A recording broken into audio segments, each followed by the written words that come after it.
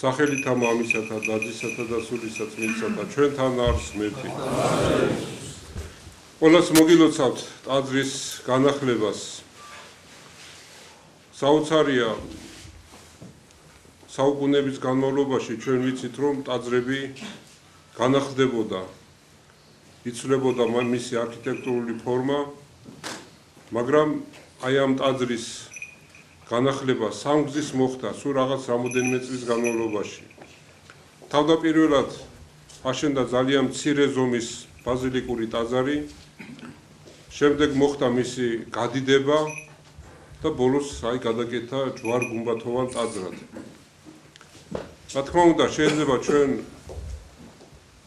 ვერ მივხვდეთ ღვთისგანგებულებას და ხშირ შემთხვევაში ადამიანი ვერ ხვდება, მაგრამ ამაში არის ძალიან დიდი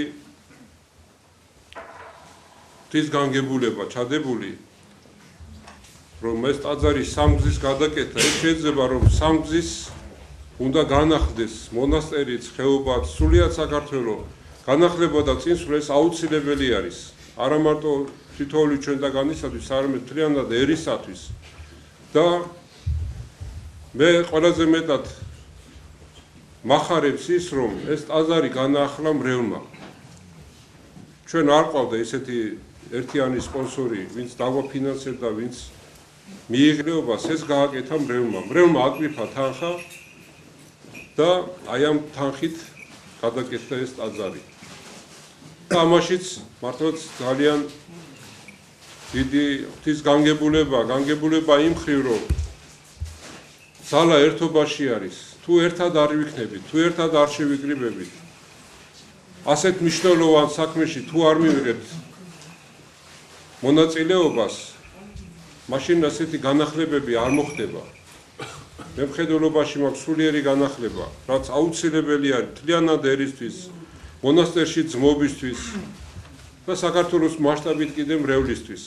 აი ამ მრევლმა მიიღო ამ ტაძრის განახლებაში მონაწილეობა, რისთვისაც მე მათ მადლობასაც ვუხდით და ღვთის მადლი და წყალობა არ მოშოდეთ მრევლს, ვინც ამაში მონაწილეობა მიიღო. ღმერთმა გაახაროს, გააძლიეროს.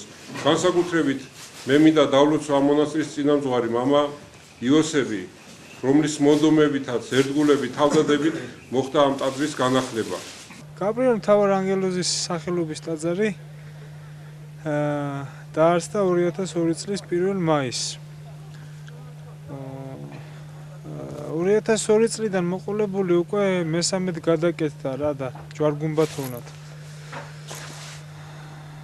ხო და ამჯერად მამა იოსები არის იღუმენი, მონასტრის წინამძღვარი რა და ძმობა ეხა ძმობის ნაკლებობას განვისტით, მაგრამ არა უშავს ღვთის წყალობით ყველაფერი ალბათ კარგად იქნება და მე ასევე არ შეიძლება არ გავიხსენო ამ მონასტრის წინამძღვარი მამა შიო, რომლის დროსაც მეორედ გადაკეთდა. თავდაპირველად ტაძარი აშენდა გაბრიელ მთავარანგელოზის სახელზე და ისედაც გაბრიელ მთავარანგელოზის სახელობისა და აშენა არქიმანდრიტმა გაბრიელმა.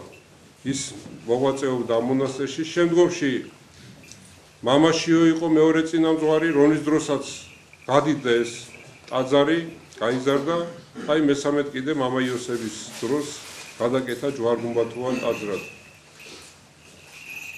დღევანდელ დღეს არის ორი მნიშვნელოვანი წმინდანის ხსენება. ეს არის იაკობ განდეგილი და ავლი მესვეტე. იაკობ განდეგილი სიხმაწვილიდანვე ისწრაფოდა, რომ მონასტერში წასულიყო.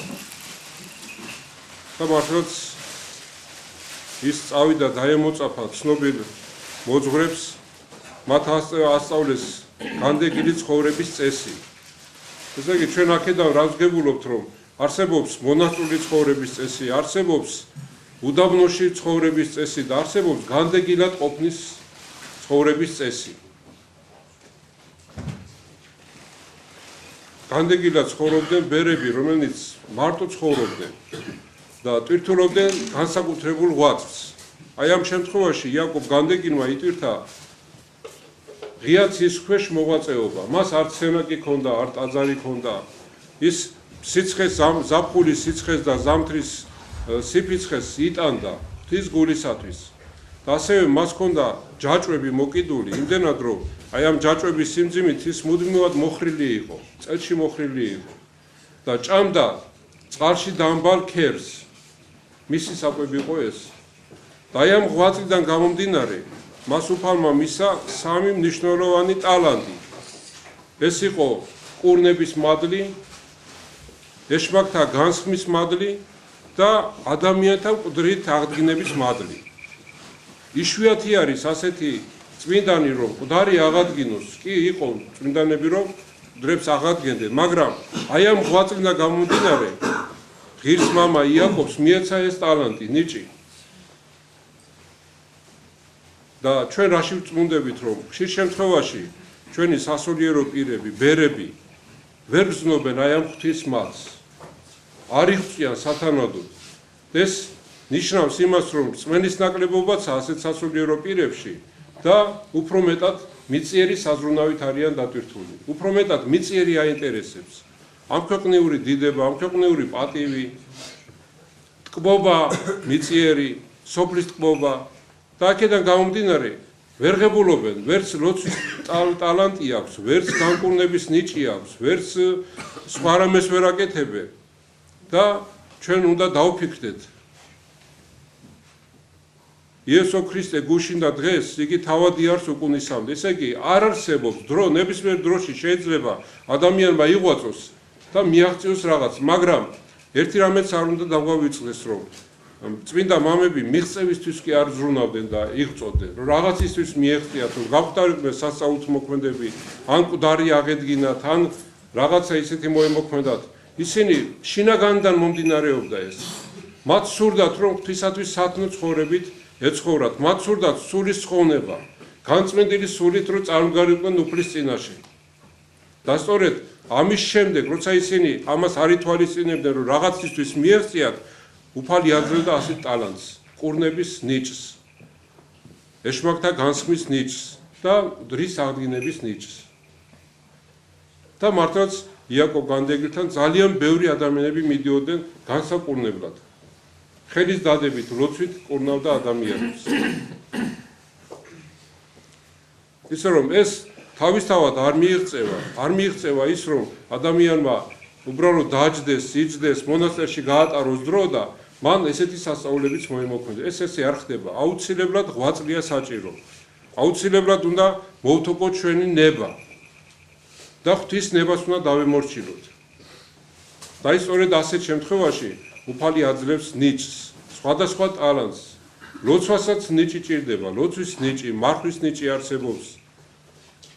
და ის სწორედ მაგალითი არის ჩვენთვის იაკობ განდეგილი, რომელიც აი რომლის სცენება დღევანდელ დღეს აღესრულება და ჩვენ მადლობთ უფალს, რომ გვაქვს საშუალება გავეცნოთ ამა თუ იმ წმინდანის ცხოვრებას, რომ მაგალითი იყოს ჩვენთვის.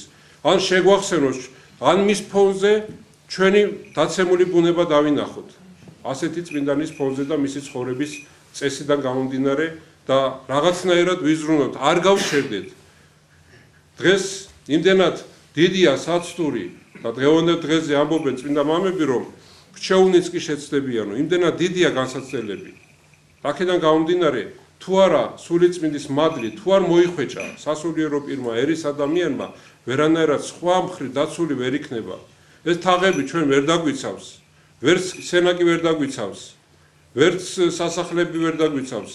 დაცვა სულიერი ხდება სულიწმინდის მადლით. და ვის მიენიჭება სულიწმინდის მადლი? დაბალთ, როგორც საღვთო წიგნში წერია, დაბალთა მიეცემის მადლი. ხოლო ამპარტავანს შემოსრავს უფალი და ზძაგს ამპარტავანი ადამიანი. ეს ყოველთვის უნდა გვახსოვდეს. მე მახსენდება მისი უწმინდესობა ხშირად შეახსენებდა მრევლს და ბრძანებდა, რომ ამპარტავან ადამიანს მხოლოდ წმინდა სამება შეეწევა. მხოლოდ წმინდა სამების მეოხება და მისი წყალობით შეიძლება გამოვიდეს მდგომარეობიდან. სხვა არაფერი არ უშველის ამპარტავან ადამიანს. ეს ყველაზე დიდი ცოდვა არის. ყველაზე დიდი ცოდვა შეიძლება ითქვას ცოდვათა დედა არის, ნებისმიერი ცოდვის ამპარტავნება. და აქედან გამომდინარე ჩვენ მხოლოდ ყოვლადწმინდა სამება შეგვეწევა და დაგვიხსნის აი ამ სულიერი კიბოსაგან, როგორც წმინდა მამები ეძახიან ამპარტავნებას. ღმერთმა გაგაძლიეროთ, ღმერთმა დაგლოცოთ რა თქმა უნდა, სულად არაა დასრულებული ეს ტაძარი და როცა დასრულდება და მოიხატება კიდეც, მაგრამ ნამდვილად ერთ-ერთი შესანიშნავი ულამაზესი ტაძარი იქნება ხეობაში და ჩვენ მადლობთ უფალს, მადლობთ ყველა იმ შემომწირულ ადამიანს, ვინც მიიღო მონაწილეობა, განსაკუთრებით იმ ახალგაზრდებს, რომელიც ფიზიკურად შრომობდნენ. მე ყოველთვის ვაქცევდი ყურადღებას, ამოვდიოდი აქ და ხედავდი რამხელა შრომა და ჯაფა იყო აი ამ ტაძრის განახლებაში გაწეული. ძალიან დიდი შრომა გაწეული და მე მინდა შევთხოვო ყველა წინას სამებასო თითოეული მათგანის ღვაწლი შეიწიროს და ნაცვლად მომადლოს მათ მადლის სულისა წმინდისა. მერთმა დაგლოცო და მერთმა ბრავად დაგასწრო. ჩვენთან არის ღმერთი. მადლობა ღმერთს, რომ დღესდღეობით მონასტერში ვცხოვრობ და ღმერთმა ყველა გააძლიეროს მონასტერში საცხოვრებლად.